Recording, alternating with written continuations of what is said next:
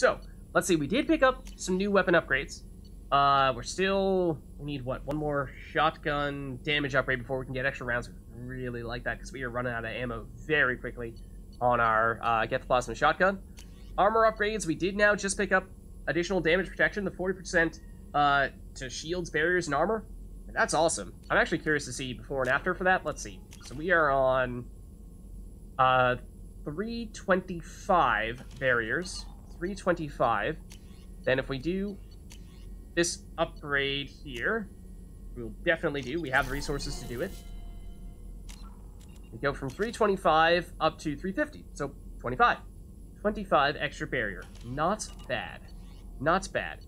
Then the tech damage. Do we have any tech skills on Shepard?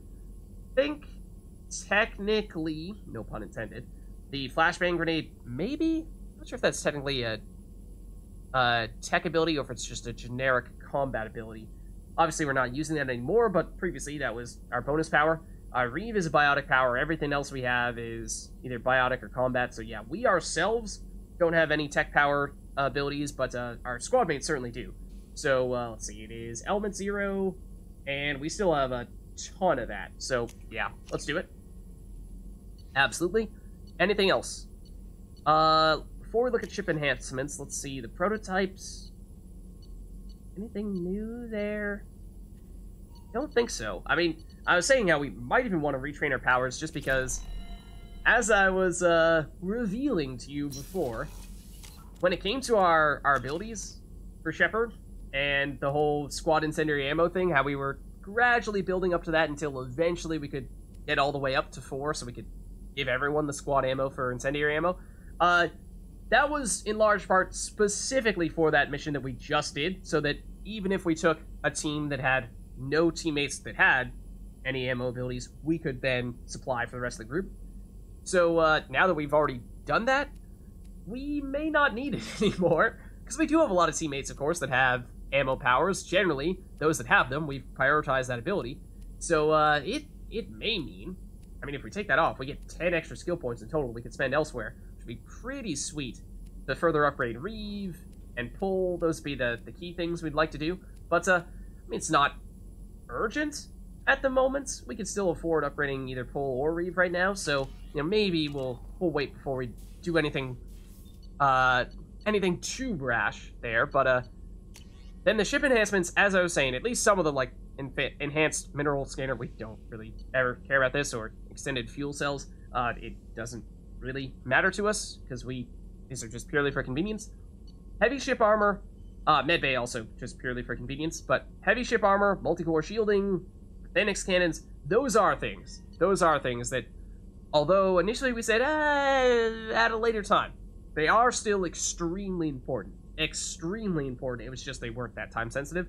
But we're getting pretty late in the game now that we have finished the collector base. So, we may look to do those soon. We can afford them, but I think, again, we'll just hold on to our resources for now, so that if we get other things that we want to do more... Commander, you've received a new message at your private terminal.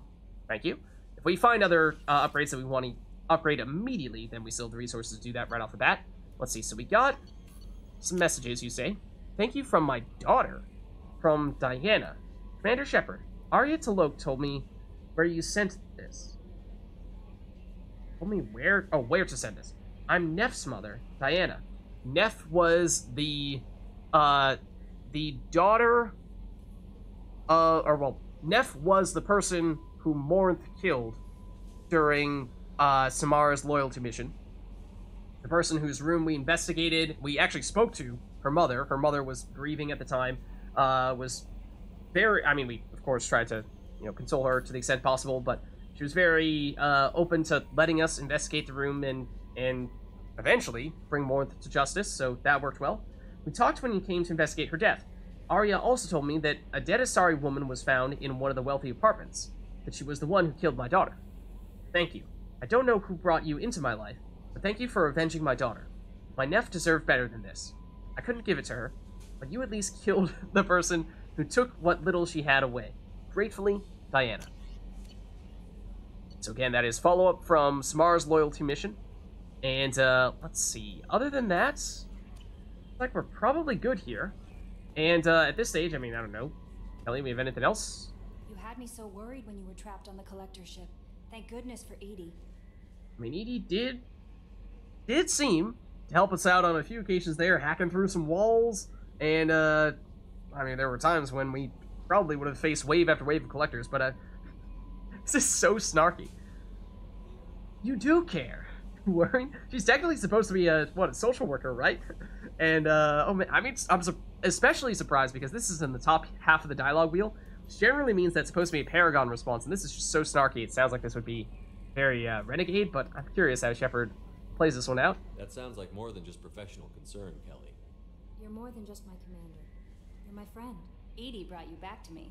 If she had a body, I'd give her a big hug. Well, I don't know about this one, Shepard. I mean, I'm kind of curious, but at the same time, one thing we've not talked about really at all in Mass Effect 2, like, I'm not sure if we've mentioned it once. The whole romance thing. So, obviously in Mass Effect 1, at least as a male Shepard, we were able to romance either Liara or Ashley. We chose neither because I had romanced Liara twice, once accidentally, and I'm not the biggest fan of Ashley. And then, you know, there are actually additional options in Mass Effect 2 for romance, both for male and female Shepard. Obviously, we saw Liara for Lair the Shadow Broker, and although we don't have her as a full-time party member, it is, if you romance Liara in Mass Effect 1, a way to reconvene with her a little bit. There are, of course, though, other options as well that we really haven't explored. In most cases, when it comes to our squad mates, it is generally necessary for us to, you know, spend some time, talk to them, but there are some, you know, important things that our squad members are looking for us to do for them, and only then can they really pay full attention to our mission at hand and Shepard. So, I won't say specifically what I'm alluding to here, but you can probably put two and two together. However, the other thing is that there are technically, unlike in Mass Effect 1, there are some non-squad mates that you can romance. Usually not, like, quite at the same type of scale, but, maybe you can get where I'm headed with this. So, for that reason, say, maybe we don't lead Kelly on right now, but, thank the crew. Normandy crew delivered, including you. You're too kind. We were there to help, but Edie gets the credit this time. The Elusive Man made sure Edie was installed for this mission. Now I see why. Anyway, how may I help you, Commander? Anything else we can chat about? I always have time for you, Commander. Yeah, except nothing new. Okay. Maybe Paragon points there. But, how may I help you, Commander? anyone on the crew we should make a point of speaking to? Is there anything I should know? Nothing right now. All right. Anything else, Commander? In that That'll be case, we're good to Take go care. here. Let's chat with Joker, see if he has anything specific to say after that mission, before we go any further elsewhere. So the collectors were once Protheans, repurposed by the Reapers. What a sad end. Makes you wonder if the Keepers on the Citadel were once something different. Ooh, what? Alright, Joker. Commander. Actually, nothing new to say? What? How are things I going? assume everything is going well up here? Good for now. Fractured my thumb on the mute. Yeah, I mean, we've heard him say this many times before, so it does seem like unless he has something new here. I mean, like, maybe he has something new to say in the mission, because, of course, this was a pretty big deal, the mission we just did. So, how do you think we're doing? Well, the Normandy's not as ready as she could be. There's always more we could upgrade. And as for the crew, you'd have to ask a people person. Alright, That's it for now. so, See you, somewhat Commander. surprisingly, nothing new there from Joker. I do wonder to what extent our teammates, our other squad mates, might have new things to say to us. Of course, many of them are just concerned about us doing their loyalty missions, so that may still be at the top of their mind, but I don't know. I mean, it's probably worth at least checking. I hope we can clear up what's going on with the Gernsback, Commander. Doubt my father's alive after all this time. Yep. Was there anything else? Just eager to So- get going. This is, again, just about loyalty We'll talk mission later. stuff. Commander. So it does seem, I mean, if we're taking Jacob as a...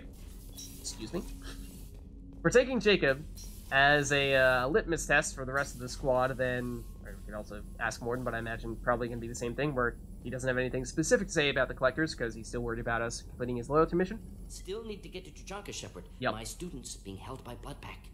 Okay. I'll talk to you later, Morton. We'll be here if you need me. So, as I have said on at least a couple of occasions now, and as I'm sure some of you may have been shaking your heads, rattling your computer monitors about, despite us having finished the mission to recruit the Warlord, we have not touched the Krogan tank in the basement. And there was a reason for that. As I said, it was because we had to do that in order to make sure that we would get access to Samara's loyalty mission before we went on that collector ship mission, because, as we saw, getting access to Reeve was a pretty huge deal, so I think it was worth doing that. But, now, finally, let's take a look downstairs and investigate that a little bit further. The other thing is that, there's, again, the whole timing of the collector ship mission. Generally, the idea is that it's always going to be 5 missions after the, after Horizon. But unless you, say, you know, do a mission that doesn't automatically take you back to Normandy, and so you're still in a hub world where you can complete another mission before you have to turn back around and go back to the Normandy, then you can technically squeeze in 6. That was what we were trying to do, and did not succeed.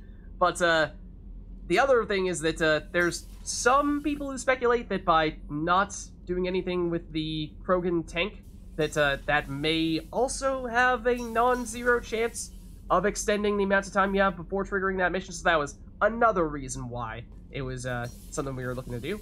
So, few reasons. But let's save. And let's see. Let's activate the breeding pod at long last. The subject is stable, Shepard. Integration with onboard systems was seamless. Okay, it's good, because we did not check in on him for a very, very long time. I mean, looks like he's in some kind of cryogenic sleep, but is he aware? Can he see anything in there? Does he know where he is? Unlikely. Current neural patterns indicate minimal cognition. Barring ship-wide power loss, the nutrients in the tank could sustain him for over a year. Oh, wow. Yeah, look, he was fine, okay? We could have waited a year. He was fine. Also, I love that. It's a very low amount of cognitive action happening in his brain right now. Maybe the dude's just really, really dumb. Who knows? I mean, is he dangerous? Any idea how dangerous this guy is? He is a Krogan, Shepard. If you were asking whether he is actively hostile, I don't have the necessary data to answer. Okir's technology could impart data, not methods of thinking. The subject may know of his views, but would not necessarily share them. That's interesting. So remember, since it was so long ago, what happened was we recruited, or attempted to recruit, the Warlord, which was this Krogan, Dr. Okir, who was on Corliss, and we wanted to recruit that person directly. I mean, the Warlord was an experienced Krogan fighter, but got killed on that mission, and instead said that he had spent his whole life trying to create the perfect Krogan, and that this was it, right here. And, well, you know, he's been sitting in this tank for the past very, very long time for the previously mentioned reasons, but, he had information downloaded into his brain from Dr. Okir, but, obviously, he's technically still a baby, sort of. So, although he has a bunch of information in his head, it's not as if he has the ability to contextualize that, or shares the opinions that Dr. Okir had. So, I mean, is there anything else odd about him, despite the fact that he's been cryogenically frozen for who knows how long at this point? What can you tell me about this guy? Anything unusual? The subject is an exceptional example of the Krogan species, with fully formed primary, secondary, and tertiary organs where applicable. That's No Krogan for you. defects of any kind, aside from the genetic markers of the genophage present in all Krogan. I cannot judge mental functioning. Okay. So, here's the thing. You can get the information here and then say, never mind, we'll keep it sealed, which is obviously what we had done up until now. But no, we're gonna open it. we're gonna open it. Stand by. I'm gonna open the tank and let him out. Cerberus protocol is very clear regarding untested alien technology. Leave him where he is, then? Nah, he's too valuable to leave. We've left him in this tank for far too long. Alright, do as I say now. He's either a powerful addition to the crew or a time bomb. I'd rather deal with it now. Very well, Shepard. The controls are online. The switch and consequences are yours. Alright. Here goes nothing.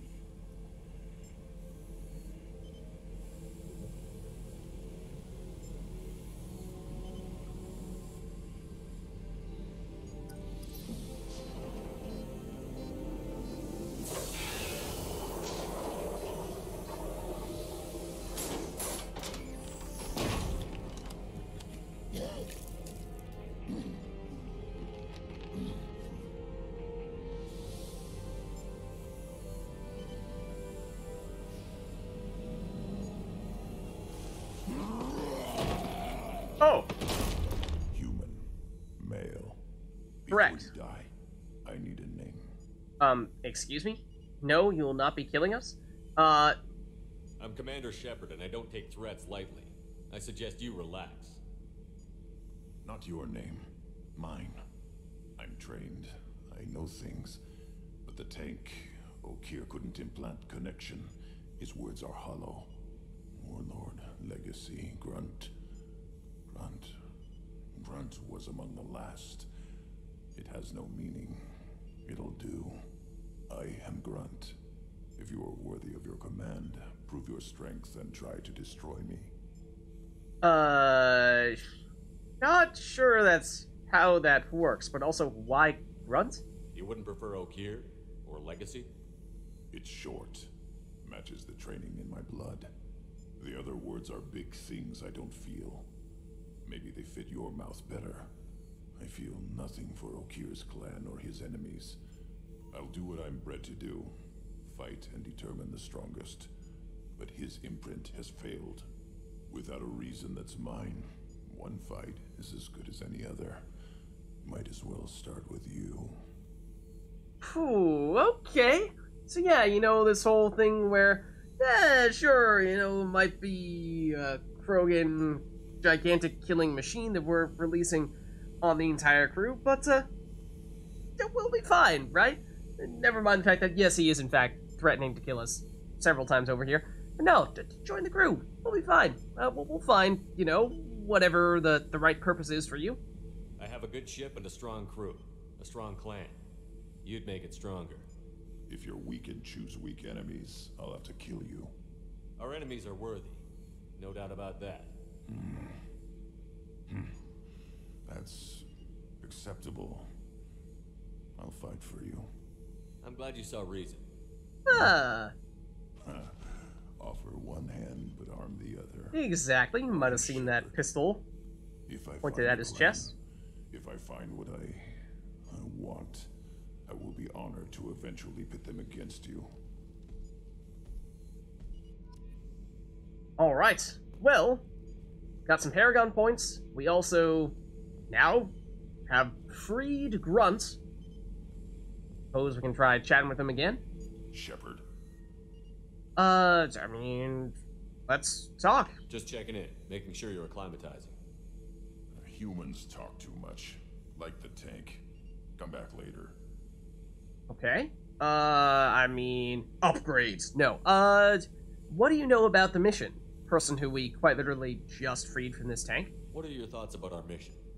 I fight. Doesn't matter who for. I mean, fair. That I was gonna say. It's potentially going to be a little immersion breaking if, you know, we immediately release him and then suddenly he has a you know, 500-page essay on why the Collectors are a worthy opponent. But, let's see, wait, did the order just switch around on us? That was the mission. What about the squad? What do you think about the crew? Good bunch if they stay out of my way. Dead bunch if they don't. Train them good if you want to take on Collectors. Some of these aliens are too smooth. Too smooth? Sure that's the word you meant? Alright, well, what about the Collectors in that case? Did Okeer give you any imprints about the Collectors? you already know more than he did. Okirs is barely useful. If you fight them, hit them hard the first time. I mean, yeah, it doesn't really help. It doesn't really help us at all. What about upgrades? Anything in your tank imprints that can make use of the resources we found? Might have something I could put together. Don't know how useful it will be. Alright, well, let's take a look. We got... what did we get, actually? We already had the mineral scanner, fuel cells, heavy ship armor, had all these things. Prototypes, maybe? Ah, here it is. The Krogan shotgun. Squad member upgrade. Grunt gets a Claymore heavy shotgun. So, this was the weapon that we had the choice of taking at the collector base had we chosen to go the shotgun route. Again, it is, by some metrics, one of the best shotguns in the game, although I'm a pretty big fan of our Geth Plasma shotgun, at least for us, and at least for Shepard, that would have been the only way to get it for us. In this case, if we upgrade, or get this upgrade here, then at least Grunt gains access to the Claymore, and in case it isn't clear, based on what we just did. Yes, Grunt is in fact a full-blown squad mate at this point. We can check out his profile in just a bit. But also, the whole Krogan Vitality upgrades that we picked up a while ago, that every time we went over it, I said, we don't need this yet. It's because we didn't have Grunt yet, but now that we do, suddenly, this is relevant. So, both these things, let's see, are Platinum. I mean, we certainly still have a lot of it, so I think we can pick them both up. Let's see, so I believe that was that the last thing? I think that was the last thing we could talk to Grunt about, so there we go. We finally have, in fact, let Grunt out of the tank, and, why don't we hop upstairs here and say, well, I guess, like, maybe we'll see if there's anything new down here in engineering with these two. Sharing our deck with a Krogan? Well, ain't that peachy? There you have it. I think everyone else is going to just be focusing on their loyalty missions, unless, let's see, we've done Kasumi's, we've done Zaid's, and we've done Samara's. So they may theoretically have some more direct things to reflect upon after having taken down the collector ship, or at least raided the collector ship. I think it's still standing, technically. Thinking about past missions. Got a minute? You might learn something. Yeah? Collectors and Protheans. It's all about my pay grade. I'm more used to putting down rebellions, tracking down bastards who didn't pay their gambling debts. Still, even I know a galaxy-shaking revelation when I hear one. Makes fighting land wars for pay seem small time. That's true. That's true. I knew this girl once, Asari. Good head on her shoulders. We had this whole thing going, until she sold me out to the Blood Pack. Put a sour note on the relationship. Yeah, I bet it did. I should let you go. Talk more later, Shepard. Alright. That's all from Zaid. So, as I was saying, I think perhaps Kasumi and Samara, who are both on the crew's quarters, might be worth having a quick chat with. See if they have anything to reflect upon after having taken down or successfully infiltrated the collector ship. Hello. That is still pretty freaky. Shepard. I wanted to check in. I am always happy to talk with you. I think we tried to ask her about Justicars previously, but she was not interested in doing so. I'm interested Perhaps in hearing now. more about Asari Justicars. Oh?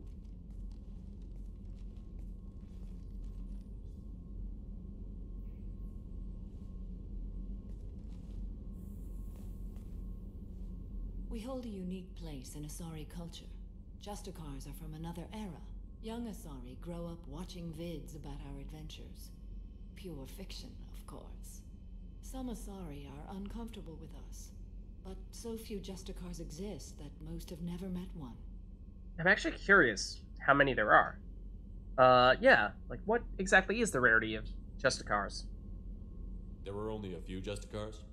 Few Asari wish to make the sacrifices necessary to become one of us, and the training has a high casualty rate. It is a life of constant danger. Throughout the entire galaxy, there are only a handful of us at any time. Okay, I mean, that's very interesting. It seems like they're very famous, or at least very notable whenever someone comes across one of them. So understandable how every time we went somewhere where people knew Samara was in the area, people were very intrigued about that. And I suppose if there are so few of them, then that does make some sense about how, there are legends and myths about them that oftentimes get fabricated, exaggerated. If they were everywhere, then they'd just be common knowledge and they wouldn't be nearly as special. So, let's see, then the code is their rule of law, basically, that they follow, and does seem as though it is quite complex at times. This code of the Justicars seems central to your life. It is 5,000 sutras and covers every situation one can encounter. I have memorized every word. There is only the code. Yeah, see, that's a little extreme. Usually, if we're talking like it covers every single situation, kind of thing where, really, you gotta have missed something, or there's some gray areas where it's like, I don't really know what, this part wasn't clear, okay? I remember what it says verbatim, but that doesn't mean it makes it any easier to figure out what I'm supposed to do here. Sometimes justice calls for mercy. It does not exist to bring about spiritual enlightenment. Its purpose is to punish the wicked and protect the innocent. Interesting. Because, yeah, that is one thing that definitely became apparent very quickly upon meeting Samara, that although she is supposed to be fighting for justice, she's pretty brutal at times. Like pinning people down with her biotics and then stepping on their necks. And then, this is how she killed Morn. And then, slamming her head down into the ground again with biotics, killing her. So, there are probably more merciful ways of bringing about someone's end. And, as she says here, punishing the wicked. So, if you are deemed wicked, according to the code, then there's no mercy for you in that case. What about conflicting opinions? This is kind of what I'm getting at is, surely there are some times where it is not clear what the code would be suggesting for you to do, and you need to make a judgment call. The Asari I've spoken to seem conflicted about Justicars. Or people are just conflicted about Justicars in general. People see shades of gray everywhere. The code of the Justicar is black and white. Exactly. I might seem a hero to many, but I would kill all of them if I had to. But then, it tries to be black and white, but then surely, inevitably, there have to be some situations in which, it's just not explicitly covered what you should and should not do. Like, say, for example, in the case of a Reaper invasion, in which human colonies are getting attacked by collectors that are working for the Reapers, what am I supposed to do? The code surely didn't scheme up that in its 5,000 sutras or whatever it was. So, sometimes you just gotta figure it out by yourself, regardless of the code. What role do you think Justicars have in Asari society? I would say that the closest human equivalent is a knight-errant in your medieval lore. Perhaps mixed with a bit of samurai. That's an interesting comparison. Let's see, so... Knowledge, it does seem like killing is not against the rules. If it is against someone deemed to be evil, then it is allowed. What does your code say about killing? I am compelled to kill the wicked. If a Justicar is involved, peaceful solutions are long past.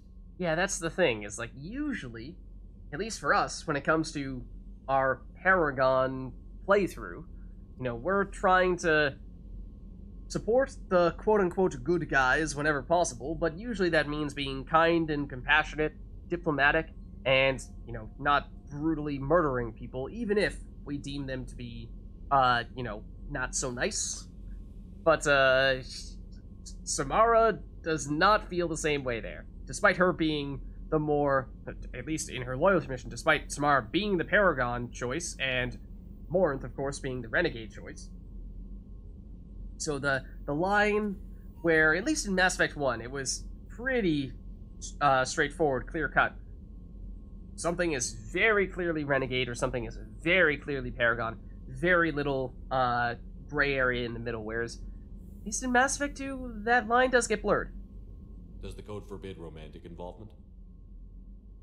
It does not. However, I would never be interested in such. That part of my life is well behind me. So, remember when I was talking about romances? How we haven't really pursued anyone at this stage? So, it is possible. It is possible to try to pursue Samara. And, you know, let's just say we might have an in here. But, that being said, not necessarily sure that Samara is the person that I would be most interested in us trying to establish a relationship with at this stage. So, although we could try to go that route, I don't think that's the direction we want to go in here. You know about Knights Errant and Samurai?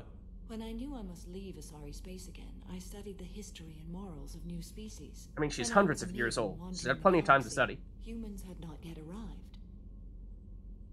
Ooh, and yes, also humans were nowhere near where they currently are technologically. What way did your back then. studies tell you about us? You are more individualistic than any other species I have encountered. If Oh. 3 humans are in a room, there will be 6 opinions. I like your species. I am curious to see what you will do. Interesting. Okay. I should go.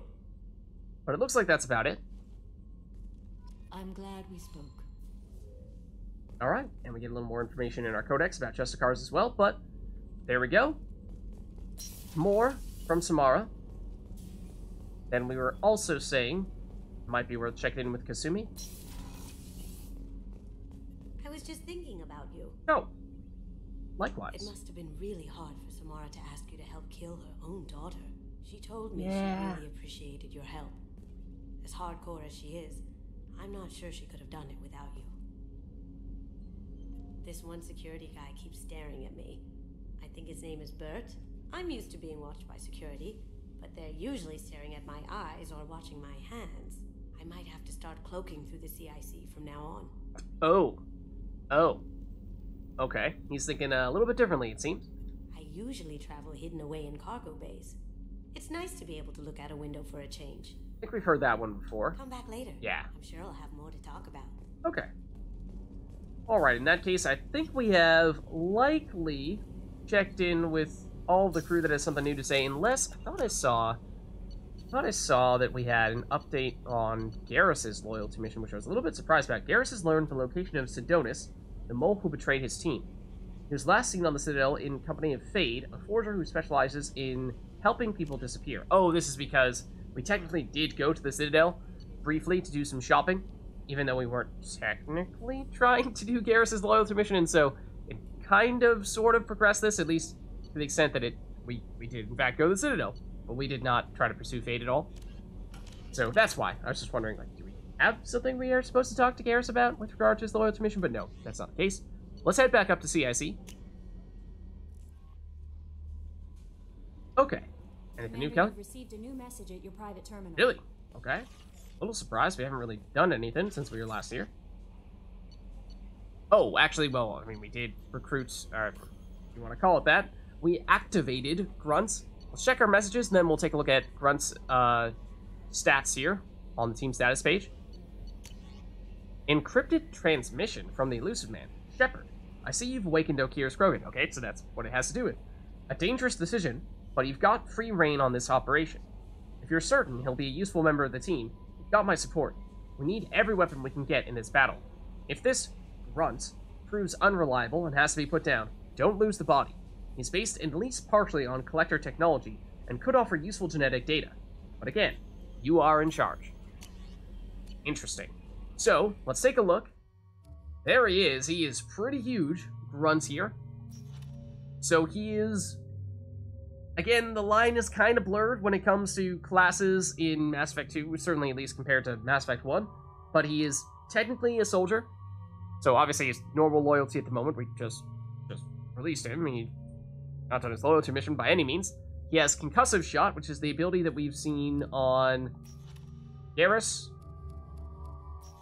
and Zaid, which is similar to Throw, at least, as we were saying when we were in the Collector base, where it doesn't do a ton of damage, but it does have some crowd control abilities, especially when you're in an area that has some hard ledges that you can potentially knock people off of, which can, at times, give you some free kills.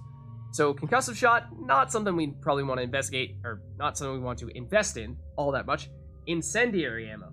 So, as I was saying before, we really wanted to get Squad Incendiary Ammo for the Collector base mission, but after we finished that, maybe it's not as high of a priority because we have a lot of people who have ammo powers, and add Grunt to that list. He has Incendiary Ammo, which is, of course, the very ammo ability that we have.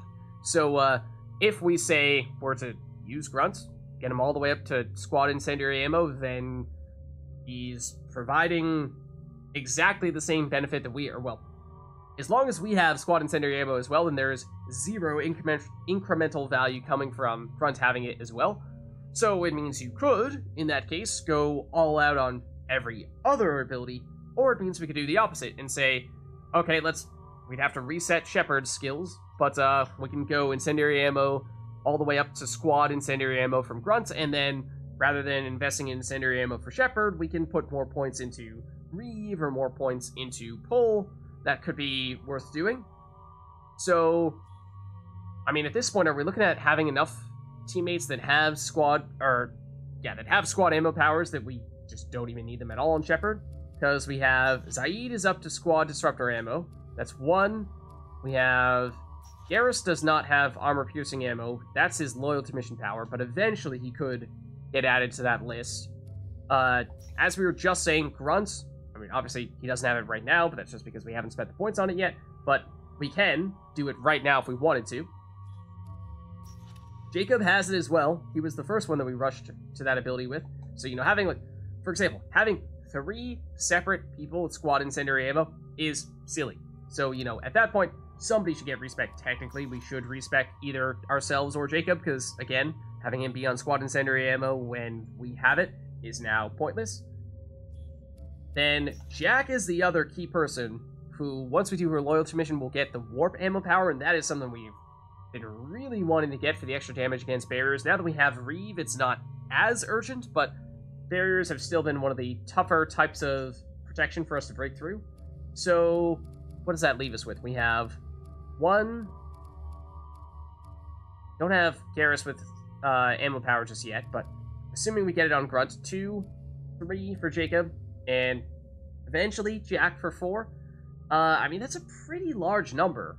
So you would think that that would mean that we could pretty consistently have at least one person providing an ammo ability for every mission. Be a little bit restrictive in that we've seen a lot of Zaid, a lot of eventually Garris, Grunt. We'd like to probably take Grunt, not Jacob. And Jack. Obviously, that's already been the case with Zaid in many ways, but Jack has been the odd person out in many cases without having a big power for us to be relying on her for, but warp ammo could change that. So, I mean, it's something to consider, for sure. It's something to consider, and it's a good example of when we first picked up those abilities, the options to retrain her powers. We were saying how you might deliberately build an early game Shepard or an early game squad mate and then respec those points later on in your playthrough to be more of a late game setup, and these ammo powers are a great example of a time which that could make sense. Could make sense. But, let's see. As for what we have next, I think we are looking at a whole bunch of loyalty missions, of course. As I was saying, we definitely don't want to do this Reaper IFF for a very, very long time. We are absolutely going to delay this as long as possible, and I guess this is sort of a spoiler, but I'll just outright state this. Unlike Horizon, unlike the Collector ship, there's no hidden timer for this. It shows up on your your mission list right here. You can do it whenever you want to, but just, you know, make sure you do as many things as possible before you do this. It is quite literally the most important thing that you follow that. At least I very highly recommend it if you are trying to have even a moderately successful Mass Effect 2 playthrough. It is imperative that you do that.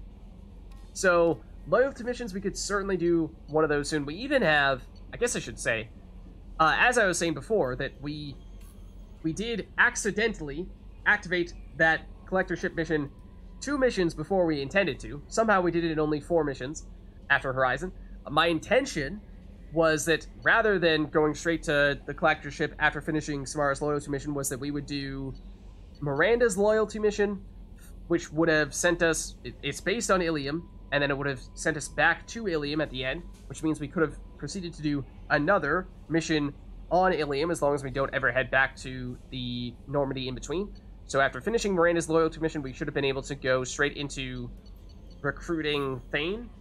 So that was the plan, was to go with these 2 missions, and then after that, have the collector base trigger, so that way we would have had 2 more missions, likely gained at least 1, if not 2 more levels before activating the base. Obviously, we did fine. We did pretty well on that mission, but it would have made it a little bit easier.